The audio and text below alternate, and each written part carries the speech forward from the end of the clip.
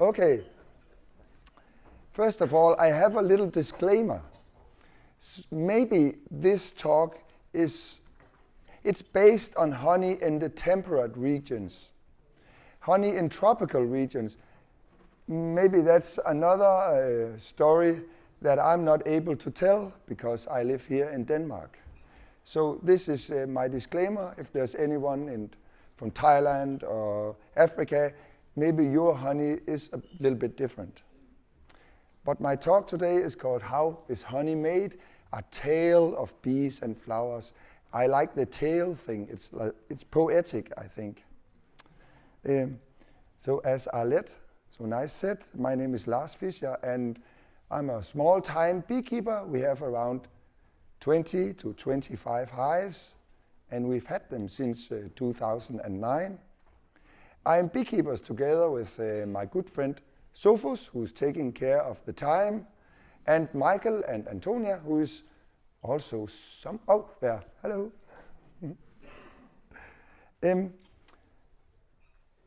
We've done a lot of fantastic stuff during the years. We've been doing a lot of work for the Danish Beekeepers Association, and actually this Apimondia Congress is our big dream come true.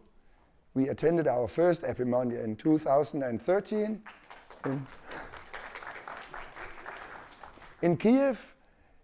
What a wonderful adventure. There were people from all over the globe, black people, yellow people, white people, people in dresses, and they were all talking, having a nice time together. And we thought, wow, couldn't it be fantastic to get that to Denmark? And basically, we've been working on that ever since. So I'm both grateful that you are here today, but I'm also grateful that you've come to Denmark, even despite the windiness outside the Bella Center and the high prices in Copenhagen. Thank you for making this journey. It really matters to us. And then we won the World's Best Honey in 2017 at the WBA in Istanbul, so maybe it goes without saying that we are huge honey nerds. We live on the Danish countryside. There's lots of dandelion. Our garden people does not like it, but we love it, and the bees love it, and then we have a lot of rape fields as well, and that really affects especially our spring honey. That was our field and our horses. In this presentation, we will follow the transformation from nectar in the flowers to the ripe honey in the beehives. And it all sounds so idyllic when we talk about, oh, the bees and the flowers and the bees, but don't be mistaken. The relationship between flowers and bees, it's tough business. So the flowers, they do not give out any more nectar, and they absolutely have to receive our thorough pollination. And the bees, they spend as little energy as they can, because energy is like money, and if they can cheat, they will cheat each other. A classical example of this is the red clover and the bumblebees. So the flower of the red clover, it's really long, and only long-tongued bumblebees, they can reach all the way to the bottom where the nectar is. This ensures a thorough pollination of the plant. But the short-tongued bumblebees, they are unhappy creatures that cannot get all the way to the bottom of the flower. So they have found a cheat code. They drill a hole in the side of the flower, stick their tongue in, get the sweet nectar, and they do not deliver any pollination service at all for the flowers. And of course, the honeybees, they are clever creatures. They find these holes and they use them as well, even though their tongue is actually long enough to go all the way to the bottom. But can you imagine when you have visited 1,000 red clover flowers, you have to work your way in, stick your tongue all the way out to get the nectar? It's much easier to find the ones that has a hole in the side. But also the flowers, they have their smart tricks and cheat codes. So this flower is called stinking hellebore, Helleborus foetidus. And here you can find a small but thriving population of yeast cells. And these yeast cells, they are actually able to raise the temperature in the flowers by fermenting the sugars in the nectar. They can raise the temperature up to 5 degrees. And that's really important for this plant because it blooms very early in the season. It's very cold. So if you can make something that really attracts the bees, you have an edge, you have an advantage. And you know what attracts the bees? It's a nice, warm rum toddy. Because this fermentation produces alcohol and heat. Two lovely things in March in Denmark.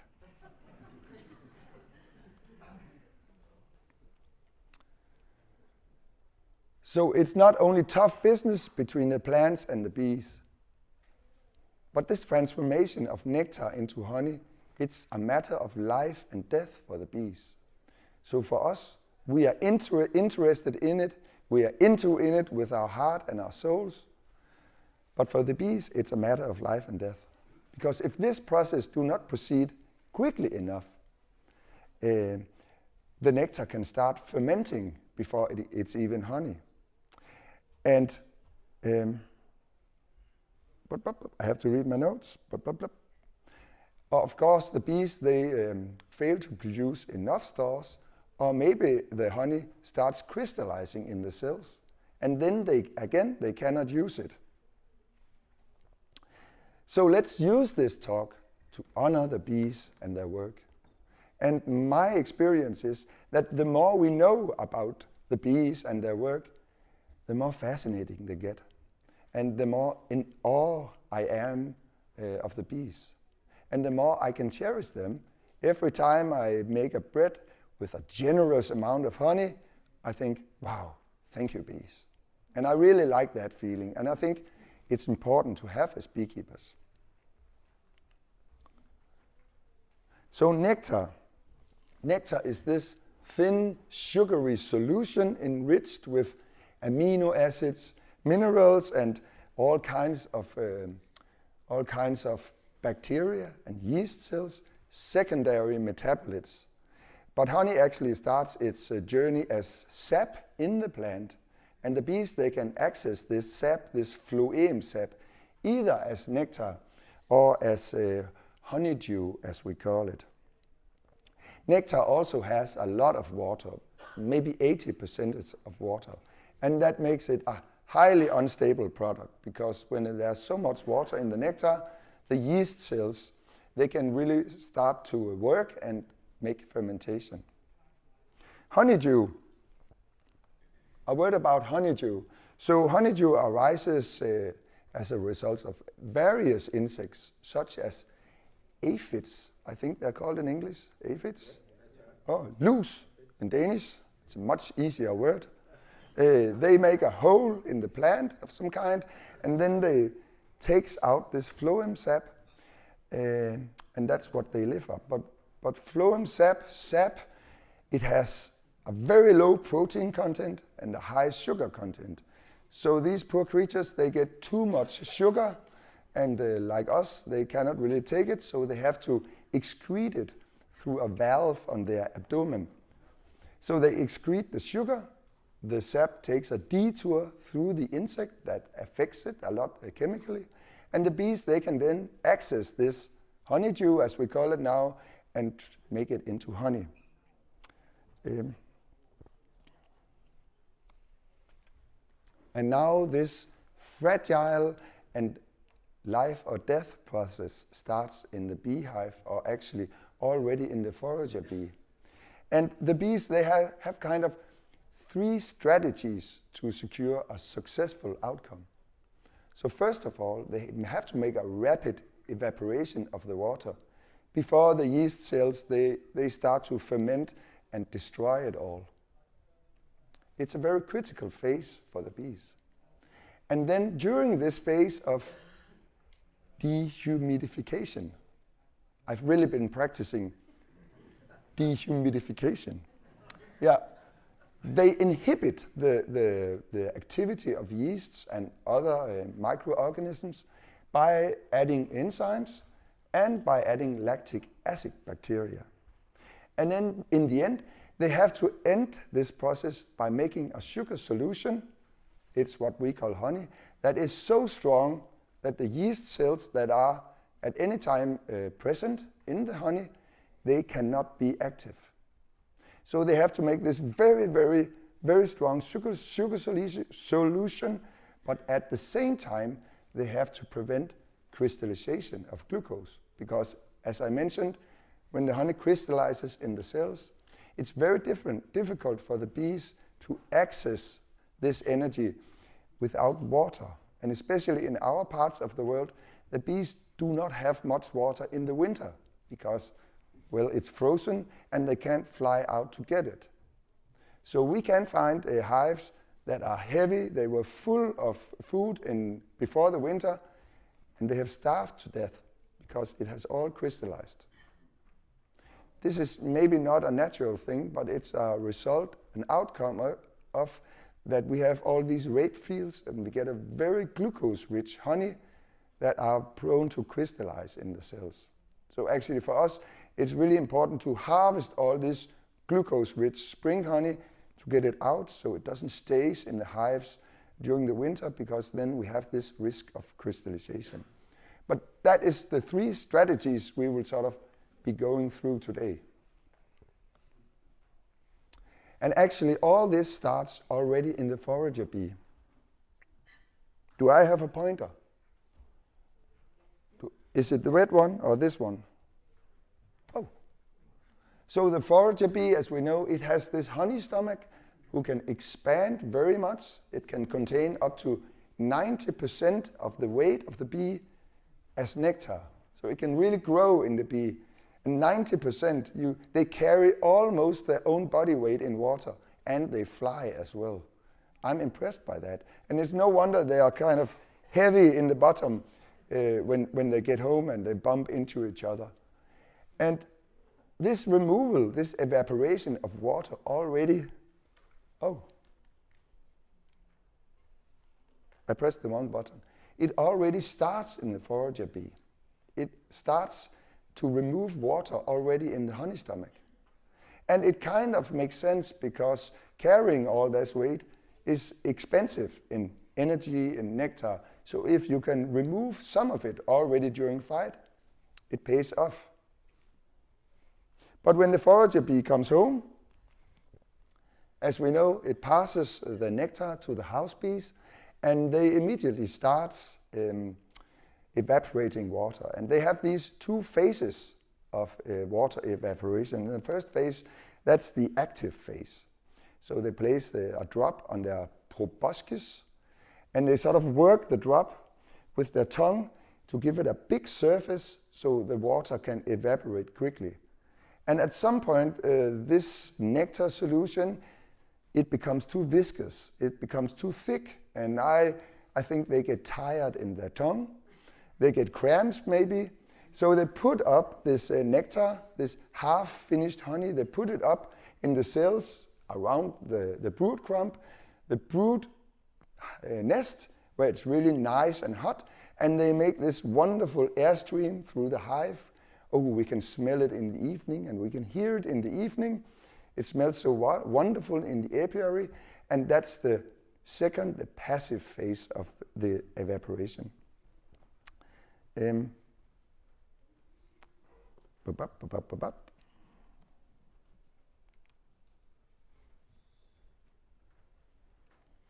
during this passive phase of evaporation, the bees, they also add an enzyme to sort of help minimize the activity of the yeast cells.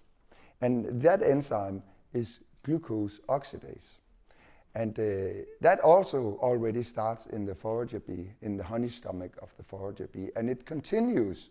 So every time this droplet of nectar is being delivered from one house bee to another, they add a bit of enzyme to the nectar. And we can see when there's a big honey flow going on, there will be less enzymes in the finished honey, because the bees, they do not have the resources to add as much enzymes as they do in the honey flow.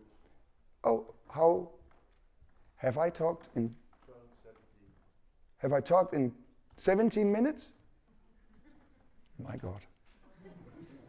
Okay, and that glucose oxidase makes gluconic acid and hydrogen peroxide. And as we all know, hydrogen peroxide is a very powerful antimicrobial thing.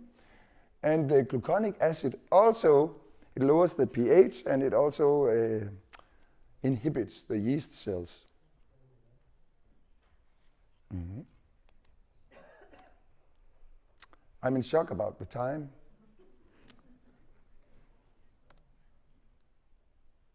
And lactic acid, that is also being added already from the forager bee. They have healthy bees have a population of lactic acid in the honey stomach.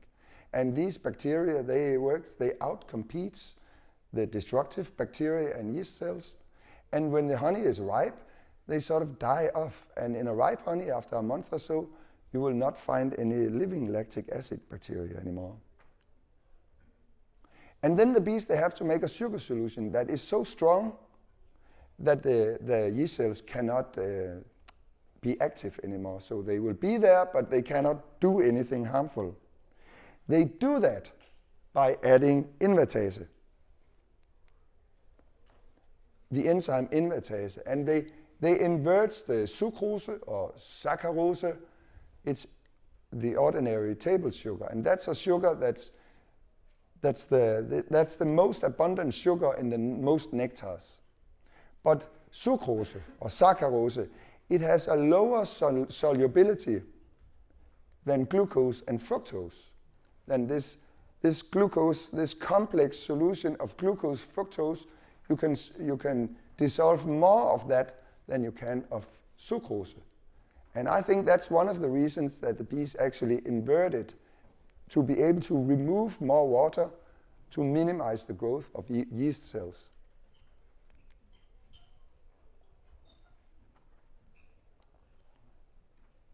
We could say that they pre-digest their food, and then they store it, and then in the winter time they post-digest it. And this pre-digestion of food, that's not a normal thing in the animal kingdom. It's very rare that we see this. Yeah, and we have these two main sugars in our honeys. We have glucose and we have fructose, and it's the glucose who wants to crystallize. The fructose, it's very lazy. It just hangs around in the soup, sort of dissolved. And a little word about this crystallization. So of course, crystallization is important for us as beekeepers if we have honeys that crystallize quickly, but it's also important for the bees. And what's important for the crystallization is, of course, the water content and the temperature, the balance between fructose and glucose, and then it's the amount of nuclei, because no crystal can start its life on its own. It needs some kind of pollen grain or impurity or air bubble to start its life. On this picture, this is, oh, I pressed the wrong button. I hope I didn't destroy anything. We put this glass on jar, it does like this. And then the next day we came and it had made this beautiful pattern. This is actually not air bubbles, but crystals that has started their life on the air bubbles caught between the layers in the honey. And a few days later, the whole glass, the whole jar was crystallized. It's a very beautiful picture and a good example of nuclei. And the bees, they know this. The bees, they know if they can remove nuclei, they can sort of delay this inevitable crystallization of the honey. And they do that with their proventriculus. And the proventriculus, that's a little valve that goes from the honey stomach to the digestive tract. But it's also a sieve. It sort of flaps, these hairy things, they flaps. And studies have shown that in 15 minutes, the bee removed 50% of the pollen present in the nectar. And I think, and this is maybe not super scientific, and I don't have sources for this, but it makes sense that they remove the pollen also to remove the nuclei to delay the crystallization of the finished honey. I think it's brilliant. And now, Sufus, what's the time? 12:22. Oh, yeah, I forgot I had 25 minutes. I was not in a big hurry as I thought I was. Okay, but this is actually my final slide. I have some good links for some videos also about this. You can always email me for questions if you have some. And of course, maybe we even have time for questions now. Thank you very much, Lars. Yes, we do have time for questions.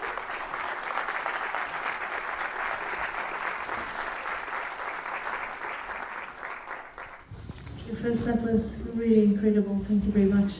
If you had to give consumers 3 reasons why they need to adjust their mindset to embrace granulation in honey as a natural process, what would be those 3 reasons that you would say to a consumer? I would say that creamed honey is a wonderful product. It's more practical than all the liquid honey. You know, it stays on the bread when you put on it.